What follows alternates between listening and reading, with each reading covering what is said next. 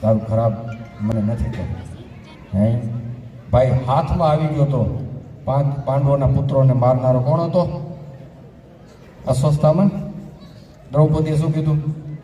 ભગવાન કે તારા 5 છોકરાને માર્યા અને અર્જુન પકડીને લઈ આવ્યો તો જીવતો અને મારી નાખ્યો. દ્રૌપદી શું કીધું? મહાભારત જોયું હતું, યાદ? માફી આપી દીધી નહીં. ભગવાન કે પણ તારા 5 દીકરા મારી નાખ્યા અને તારા હાથમાં અર્જુનને કે તલવાર લઈને કાપી નાખ માથું, તને દોષ નહીં લાગે, કારણ કે એને 5 માર્યા તો એક નહીં માર. દ્રૌપદી કીધું નહીં.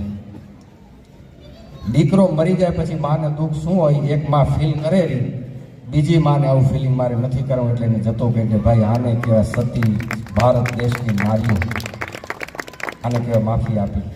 આપણે એક વાતની માફી નથી આપી શકતા ને આ ભારતની નારી 5 છોરા માર નાખનારને માફી આપીને જવા દે છે.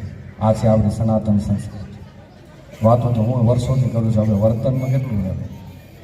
આપણું જરાક બગાડ્યું હોય ને પછી એનું પતન કરવાના આપણે પ્લાન કરતા હોય ને આ દ્રૌપદીના 5 દીકરા મારી નાખ્યા તો દ્રૌપદીના મનમાં ઘાટ નથી થતો કે આનું કંઈક ખરાબ કરું.